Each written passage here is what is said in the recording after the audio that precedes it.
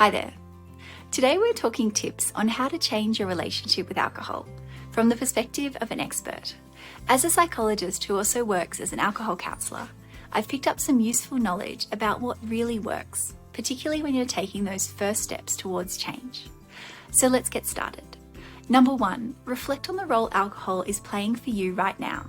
For everyone who is wanting to change their relationship with alcohol, the first step needs to be considering what it is actually being used for. Perhaps you're using alcohol to regulate your emotions because you're too exhausted to use other methods right now. Perhaps it is helping you to escape yourself for a few hours in the evening, or being used to dull down anxiety or loneliness. As difficult as it may be, it's worthwhile really getting to the core of what alcohol is doing for you and why it has remained in your life despite the costs. Number 2, consider your ideal relationship with alcohol. This is different for everyone. For some people, no relationship with alcohol is the safest option, whereas for others, occasional or situational use might work really well.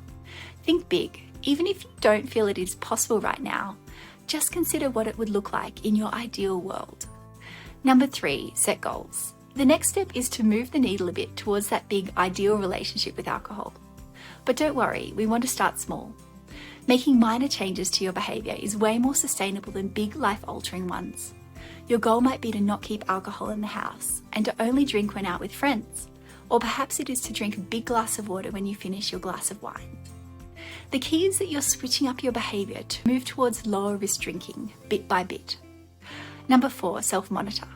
Make an effort to keep track of your alcohol consumption and look at this at least once a week. You might want to set goals for yourself for a certain number of drinks per week.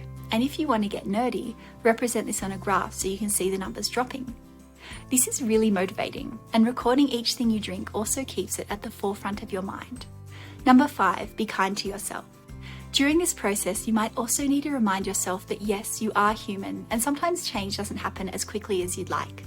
It's important to be curious about urges and triggers when you start this journey, as well as situations that didn't quite go to plan. Changing your relationship with alcohol is a marathon rather than a sprint. So make sure you set yourself realistic goals for where you are right now. That's it from me. Thanks for watching and see you next time.